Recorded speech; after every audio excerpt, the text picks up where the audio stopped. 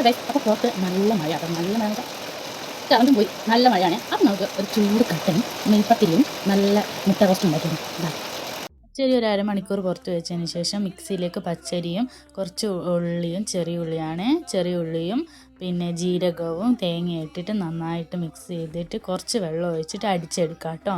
അത് അടിച്ചെടുത്തതിന് ശേഷം ഒരു അധികം ലൂസ് ആവരുത്, ഒരൊറ്റ ലൂസ് പരുവത്തിൽ വെക്കുക. ഒരു 5 മിനിറ്റ് 10 മിനിറ്റ് വെക്കുക. അപ്പോഴത്തേക്കും ഞാൻ കുളിച്ചൊക്കെ വന്നു കേട്ടോ.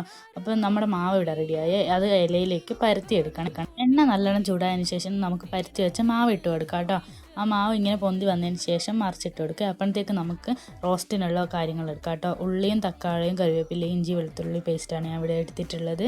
പാന് ചൂടായപ്പോൾ ഞാൻ എണ്ണ ഒഴിച്ച് എണ്ണയിലേക്ക് നമുക്ക് കടുക് പൊട്ടിച്ചിടാം കേട്ടോ. പിന്നെ കറിവേപ്പിലയും വെളുത്തുള്ളി ഇഞ്ചി പേസ്റ്റും ഒക്കെ ഇടാം കേട്ടോ. അതിനുശേഷം നമുക്ക് കുറച്ച് ഉള്ളി ഇടാം കേട്ടോ. ഉള്ളി ഒന്ന് വരണ്ടിയിട്ട് നമുക്ക് കുറച്ച് ഉപ്പും കൂടി ചേർത്ത് കൊടുക്കുക. നല്ലോണം വഴറ്റിയെടുക്കുക. അപ്പോഴത്തേക്ക് നമുക്കിവിടെ മസാലകളൊക്കെ എടുത്ത് വെക്കാം കേട്ടോ. മഞ്ഞൾപ്പൊടി, മുളക് പൊടി, മല്ലി, മീറ്റ് മസാലയൊക്കെയാണ് ഞാൻ ഇവിടെ എടുത്തിട്ടുള്ളത്.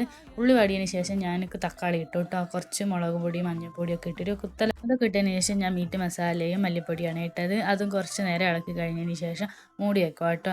കുറച്ച് വെള്ളം ഒഴിക്കണേ.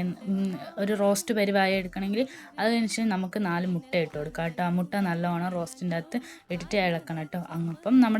അപ്പം നമ്മുടെ നെയ്പത്തിരിയും മുട്ട റോസ്റ്റും ഇവിടെ റെഡി ആയിട്ടുണ്ട്. കൂടെ കട്ടനുണ്ട് കേട്ടോ. പുറത്ത് നല്ല മഴയുണ്ട് കേട്ടോ. അപ്പം ഞാൻ നല്ല മുട്ടയും നെയ്പത്തിരിയും ഒക്കെ കഴിക്കുവാണ്. അപ്പോൾ ഇഷ്ടപ്പെട്ടെങ്കിൽ സബ്സ്ക്രൈബ് ചെയ്യാൻ മറക്കല്ലേ. എല്ലാവരും ഒന്ന് ട്രൈ ചെയ്യുകയും കൂടി ചെയ്യണേ.